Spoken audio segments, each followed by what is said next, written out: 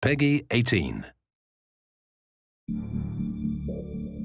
Homefront is a first-person shooter. It's set in the year 2027. One of the main hooks of Homefront is its premise. It's an Occupation USA setting. Homefront's an opportunity for us to tell a story that's near and dear to our hearts in an environment that's very familiar but been warped beyond recognition. It's a story of really survival and adaptation. What it feels like to be part of a resistance fighting for your country, to give the last full measure for something that you really believe in. In a lot of other games, you blow into a place, a slum or something like that, and you kill 100 people, and at the end of the level, you jump into a helicopter and fly away. At the end of our levels, there's no helicopter. You have to stay and live with the things that you did. Bringing 2027 to life in kind of a suburban and rural setting all comes down to picking the things that everybody's extremely familiar with. These buckets are now water collectors. The children's toys are still there, but they might just be repurposed for something else. This is a survivalist nation now. Now it's about being a member of a resistance cell in occupied America and doing what it takes to liberate your country from this alien oppressor. The idea for Homefront actually came from a few different angles, really. One of them was Red Dawn. I watched that, and that was very inspirational. John Milius is like a great American film creator. Apocalypse Now, Red Dawn, and Conan. He's just the type of guy that has this natural creative ability. He just knows when something's good. And he really brings 30 years of storytelling experience to us.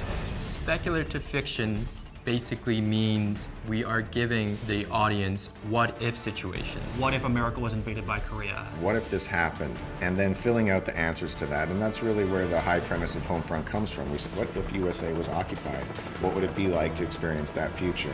Historically, there are multiple examples of sudden rises and sudden falls. Ancient Greece, Mongolia, Japan. So when you say, how could a mighty power like the USA fall? It's really a combination of elements. It's the decline of the USA due to internal factors and global geopolitical situation.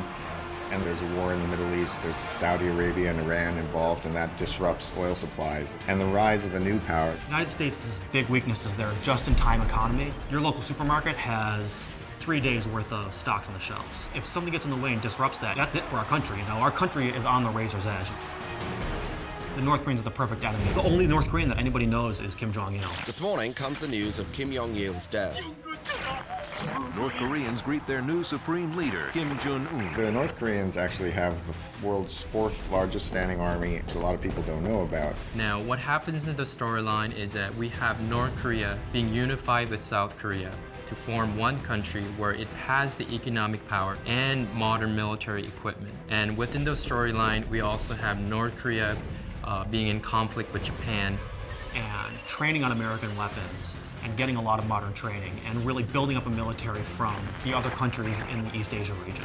North Korea is able to invade the United States through its well-prepared military strikes.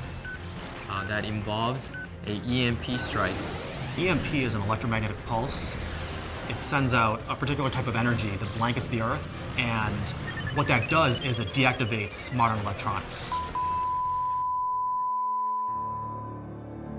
You see things that aren't supposed to be happening. This little town main street, and it's got mom and pa shops and bakeries and banks, but there's soldiers and there's barbed wire. And that's kind of the genesis of where this phrase, the familiar has become alien, has come from. We want to show America, but twisted. War in the back suburbs, war in the elementary school playgrounds, baseball fields, high schools. Golden Gate Bridge becomes a battlefield. That's pretty darn alien if you ask me. It takes seeing an enemy hurting innocent people in front of you to make you understand why you're doing the things that you're doing. This is your backyard. This is literally Homefront.